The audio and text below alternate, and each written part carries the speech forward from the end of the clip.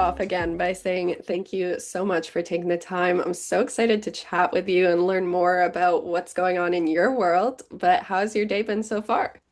My day is good. I am going to London in a couple of hours. I'm not packed, so that's typical of me. Okay, last minute packing is always like the Yes, best last because you minute don't plan. forget anything. Exactly. Last minute plans. So I booked my flight like less than 48 hours ago. Okay. Well, we love the spontaneity. So, Exactly. but getting straight into your work, you have obviously worked with and directed such huge names in the industry. So I'm wondering, how do you adapt your signature style and match it to fit an artist or brand's voice without compromising your artistic ability? Right. Well, I think that you always have to stay true to yourself because obviously, sometimes you know what an artist wants, right? Hmm. Um, but you actually only know, like, you don't really know, you know what I mean? In terms of like, they could actually really love something that you're going to put into the video, but you're only getting like, because obviously I'll like Google or like, I'll be like on a Google rant, like before working with an artist or like, looking at their old music. And I think that, it's important for me to like if I don't feel like it's gonna work, like my style is gonna work with someone, still trying to like I don't ever want to compromise my own vision because at the end of the day, it's my own art, you know what I mean? But that being said, I also love evolving. Like I did this video with G-Eazy in Paris, right? And that was amazing because it wasn't through a label. A label would have never hired me to do like a black and white video because I had never done a black and white video. And I didn't even really want to do the black and white thing. Like that was G that was like, we're doing black and white. I was like trying to be like, oh, let's put some like black and white and then we'll have like some desaturated colors in like some parts of the video, whatever. He's like, no, black and white. And now it's like my favorite video, and I'm so grateful for that. So I feel like um I really like to like evolve and be a chameleon and try new things because you're always expanding your own art when you do that. Yeah, I feel like in this industry, especially, like growing and evolving is just something an artist has to do to keep going with what they love. So I'm wondering on that, was there or has there been a project that's really tested you and put you in a hard spot that maybe made you uncomfortable, but you've came out stronger? Yes, definitely. I think that just like every project in a way is always like moving parts, because people don't even realize you're doing this like 3 minute long thing, but there's sometimes 100 people working on the project. So there's always gonna be like some sort of a thing you have to work through. But yeah, I would say on my Doja Cat video, Tia Tamara, it was the first I hired these animators, and it was the first time that they were doing live action mixed with animation, and they didn't really tell me that prior to. And so the VFX process took like it took 3 months when it should have only taken like a month. And that was really hard for me because also like the day of the shoot went so well that Doja's manager gave me a bottle of champagne after, which is crazy, right? But then the post process took so long and it wasn't really my fault, but at the end of the day, as a director, everything is your fault because you're hiring the team, you Hmm. know? And so obviously the post process totally disintegrated that bottle of champagne.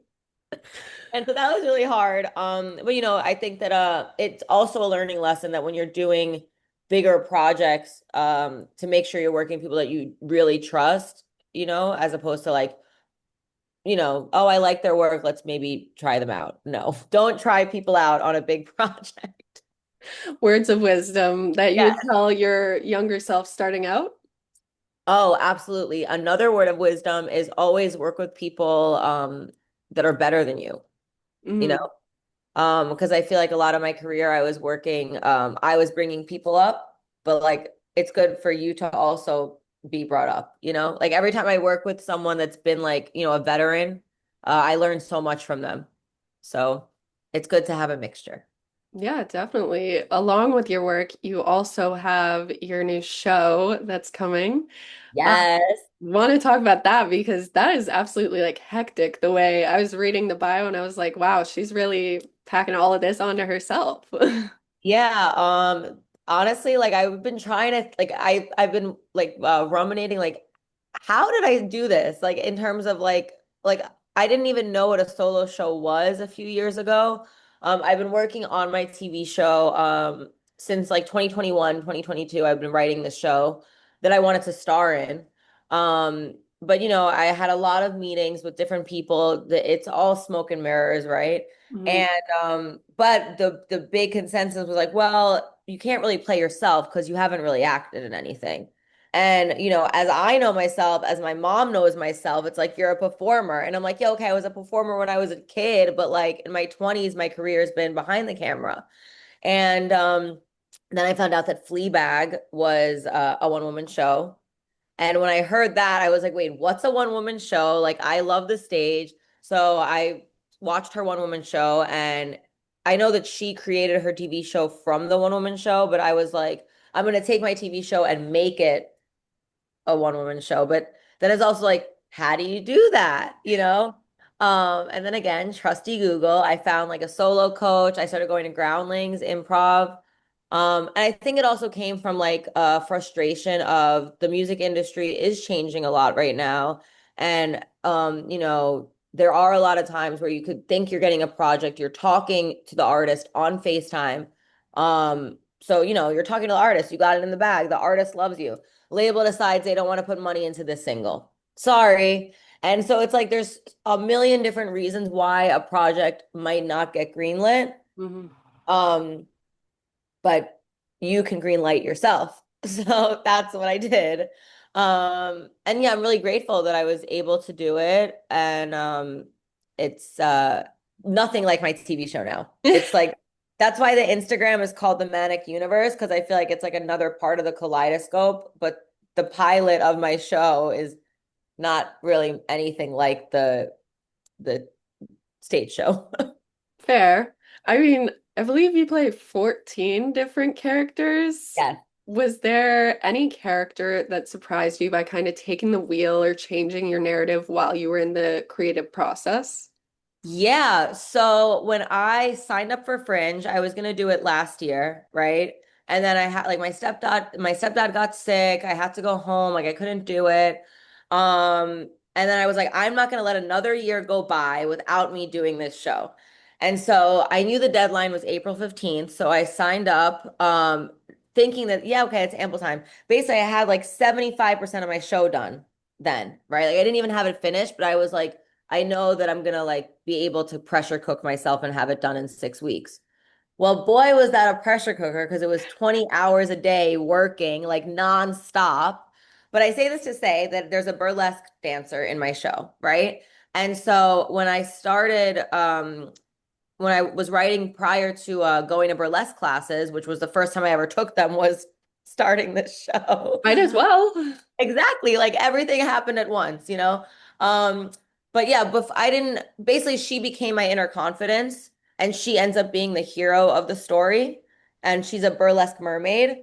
And that all happened because in my first burlesque class, you know, I'm very body positive as a human being and like the main thing in burlesque is like being confident in yourself. And the word confidence is thrown around so much in burlesque. And I feel like that's a word that's been combated against me sometimes, or like, I don't know, I feel like I'm confident in myself, but in a way that I want everybody to be confident in themselves.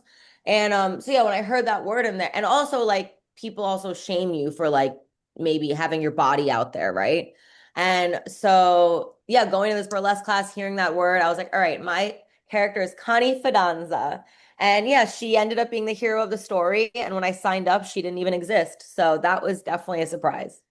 I love that. And I love that you talk about finding yourself, body positivity, but I'm wondering for audiences, what do you hope that they walk away thinking about, or what do you hope they take away from this show? Definitely fi nurturing their inner child. I think that this was like a journey back to my inner child. I want them to be inspired. It's definitely like a feel good show, you know, and like obviously I face my demons in it. Like another character that I love is Insecurita. She's my insecurities. I love playing her. And she's kind of like the Ursula of the story because the mermaid is the voice, but the insecurities is kind of like taking her voice.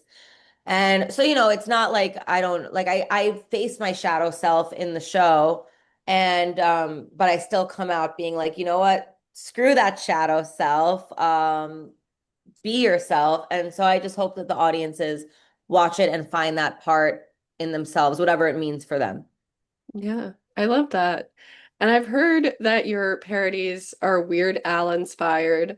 So I'm wondering for you, what is the dream parody collab with him and what would it be titled? Because Oh I my need to know God. this Whoa, I have collaboration. to think about that one. Wow. Okay, honestly, wow, I'm like getting emotional because I want Weird Al to see my show so bad. I ran into him in front of the DGA when I was working on my show, but like not it was still like, am I really gonna do this? So I wasn't like confident in ironically, I wasn't confident enough to like say something to him in the way of like, come to my show or like da da da. But I got so starstruck. I never take pictures with celebrities ever. But I had to take a selfie with him because I was like, this is a sign from the universe. Weird Al, what are you doing here? But my dream collab with Weird Al, the first thing that came to mind, I don't know why, and I don't know what it means. But yeah, I would love for Weird Al to be like, my mentor guy. Maybe I go on tour with him. Maybe we do a little interview on the Howard Stern show. So then I have all the like weird and wacky men together. That would be great. But I have to really think about what song it would be, That's a toughie. I'll let you think about it. Yeah. But definitely if I open for him on tour, that would be the dream collab. We're gonna manifest it into the world. I mean, you ran into him, so if that's not a sign that you guys are gonna meet again, Exactly. He just did like a sold out show in Madison Square Garden. So he's like popping right now. I think we should send him an invitation. Yes, I agree. Thank you. Thank you, Gracie. You're welcome. But my last question for you, obviously, the entertainment industry can be so cutthroat, and I find that creatives themselves are often their own biggest critics. hmm So, flipping that narrative, what are you most proud of yourself for in your career, but also in your personal life? I am most proud of doing it, of like doing my show, I mean, because I feel like I have, and I talk about this in the show too, like I have like so many things that are like 75% completed. But what I learned through this process of doing this show is that when something's 75% done, it's actually done. You just have to like sit and give yourself like the pressure cooker. But yeah, I'm definitely most proud of me doing this one woman show, 100%. Just like putting myself out there, going back on the stage. I was so scared, but like you have to follow the fear, I think. Mhm. And yeah, I had someone tell me Kenya Hill, she was an America's Next Top Model, another person that I met in the ether of being on the right track of the universe. She ended up being like my posing coach, my character coach. Um, but she told me, she was like, imagine who you're gonna be on the other side of this. And I started crying, and it's so true because I feel like reborn after it. And then in my personal life, I don't know, in my personal life, I would say like definitely just always being true to myself and like following my own doing doing what I want to do. But also as a New Yorker, knowing how to drive is a big thing. Like every time I'm driving, I'm like, wow, I'm independent. I'm so cool for this. Like I have so many friends that still don't have their licenses. My mom doesn't really know how to drive. Like, so knowing how to drive, big accomplishment. I'm from Toronto, so I feel the driving is very similar. Oh, really? It's a big like public transit place. Yeah, very big. Lots of people don't have their license, but even like the people that do, it's very sketchy. Yes, exactly. I'm kind of So, sketchy, but like okay, I you've made got it it. thus far. Exactly. So we love it. Well, congratulations on everything again, and thank you so much for your time.